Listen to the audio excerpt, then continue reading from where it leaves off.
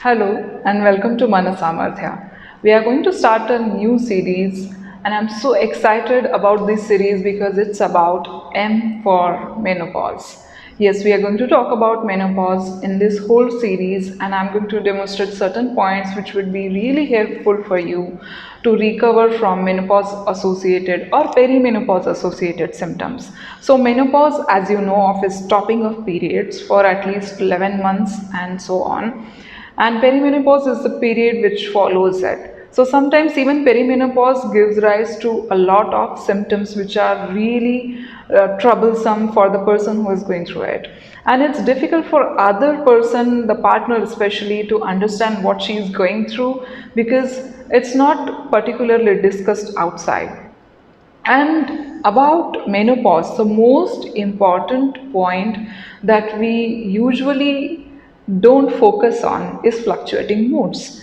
Sometimes you feel really happy, sometimes you feel very sad for no reason at all, and those depressive phases are there, then there are some exhilarating phases, and you just don't know what to do about it.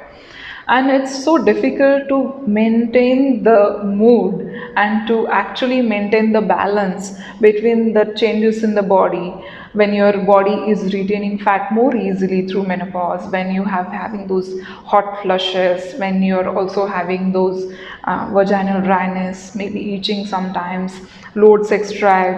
At the same time, you're also experiencing night sweats, so that is disturbing your sleep, and some people are also going into insomnia because of that. So this lack of proper quality sleep will give rise to other symptoms which are associated with aging.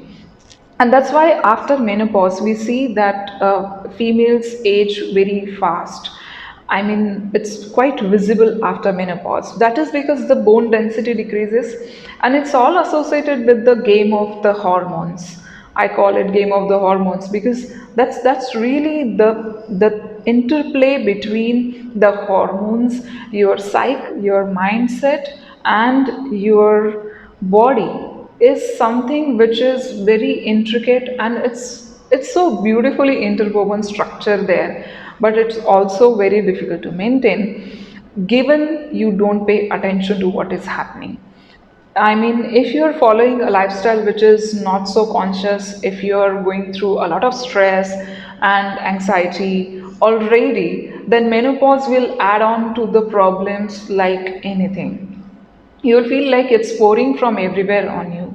You will feel like you are absolutely alone in the world because nobody actually understands you, and you'll feel more irritated. So there will be fluctuating moods in the first place, and the add on topping of it will be done by these misunderstandings by other people about you and your body. So, what you expect from your body and mind will not be met with during this period, and then you will find it very difficult to cope up with that fact.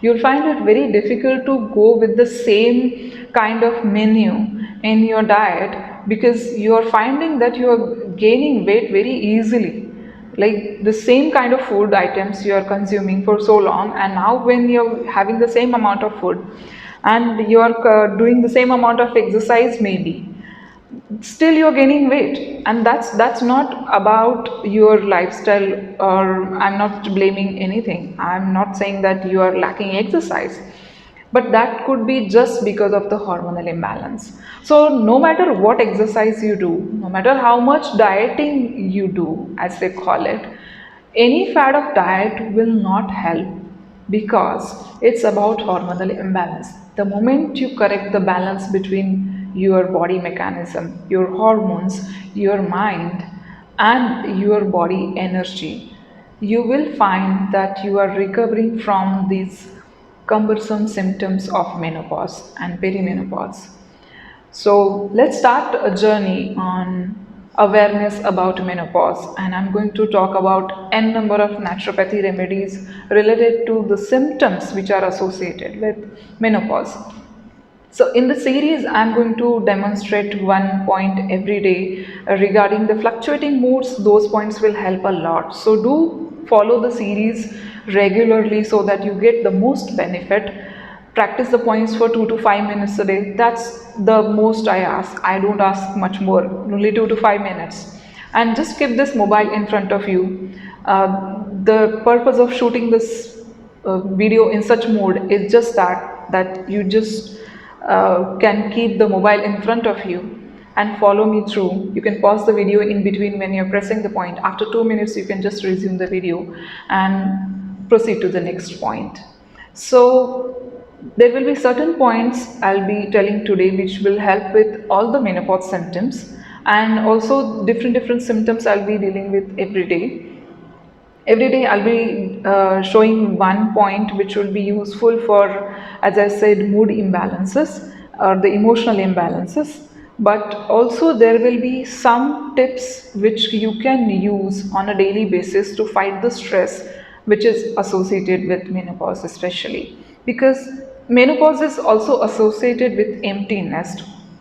Many of you have children who have left to their maybe colleges, universities, maybe they are somewhere where they have to work or study or something intricately, and you don't have enough time with them, and maybe your husbands are busy with their work, and you find that the nest is empty and you are fighting alone with something, and there is no one beside you to actually struggle with those things. And you can't even tell this to everyone because they won't understand the pain, they won't understand the mechanism, and they will absolutely not understand your irritation. So that's something that we are trying to create awareness about, and we are going to help each other grow through this phase, because once we go through this phase successfully, we will actually bloom out in a different way. This consider this as a second birth. Though the bone density of your legs might decrease, just consider that you are having new wings, because now you have more free time with yourself. Now you have more free time to follow the passions or follow those things that you always wanted to do. Maybe you wanted to learn some folk art, maybe you wanted to improve your handwriting, maybe you wanted to learn some new art, maybe you wanted to learn a new language. That would be the best exercise if you want to fight such things. Learning a new language is really great brain exercise. So I do hope that you try something new, and when you start something new, do it systematically and devote yourself to it, so that that emptiness is filled with creative things and not the depressive thoughts, the negative thoughts. And we tend to think negative. It's not you, and it's not just hormones. We actually think negative most of the times, and that is because of the human mind tendency. It's nothing to do about anything, but hormones will definitely add on to the problem. And that's why we need to take extra care. That's why we need to give extra time to our meditation routines, our other exercise routines when we are going through menopause or post menopause. There will be certain poses which you can do through menopause and certain things to avoid through menopause that we will see later on. But at the most, you can do all the light exercises or light intensity exercises that you can usually do even when you are gaining weight. Even if you are finding that okay, your weight is not decreasing immediately, not an issue, because the weight is gained due to hormones. It's not because of eating or overeating, it's because of the hormones. So the decrease also will take some time. Don't worry about it, just go on diligently about the change in the routines. Follow these points every day, and in 21 days itself you will find that there is a renewal in the same kind of mood routine that you are going through. You will find there is a lot of difference. Even the sleepless or bad sleep nights that you are spending have come to an end. We are also going to discuss sleeplessness points in this series, and without much ado about the menopause, let's start on the four most important acupressure points which you can practice every day, whether you are going through menopause or you have been through it. These will help you to manage the symptoms, as I discussed before, related to menopause. So, the first and very easy point is your thumb and your index finger. In between, there is a web, just that web, not the bony part, but above the bony part, there is a web, and you can just press that web. So, how you can do is you can just hold your own hand and press it with a thumb. So, you can just lay back and press it with your thumb. The pressure should not be too light, the pressure should not be too much to make you uncomfortable. It should be just optimum pressure that you can tolerate. You can even do the circular massage if you are comfortable, but you can just press and release, that is also fine. If you don't find the perfect point, don't worry.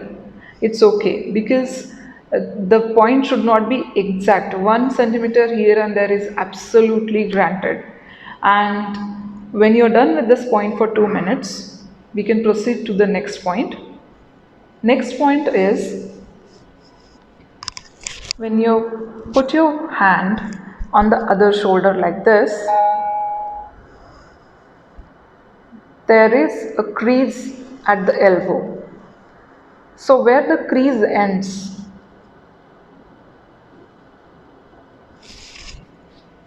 this is the point that you can press. So, you can press this point either with a finger or you can give a circular massage clockwise and then anti-clockwise. I'm not moving the finger from the point, I'm just altering the pressure. That's all. That's how I'm doing the circular massage. And you can do this for 2 minutes. And that's about our second point. The third point is near the nape of the neck. So, where your skull bone ends and the neck starts, that's the point. We have seen this point also in headache remedy video. So, you can almost consider the end of the hairline to be the guide. So, this is the midline of the neck. So, either side of the midline of the neck, when the skull bone is ending and the nape of neck is starting, that is the point on either side of the midline of the neck. So I'm going to press each side at the same time. That would be best. But if you can't do that, you can do one point at a time for 1 to 2 minutes and then the other side.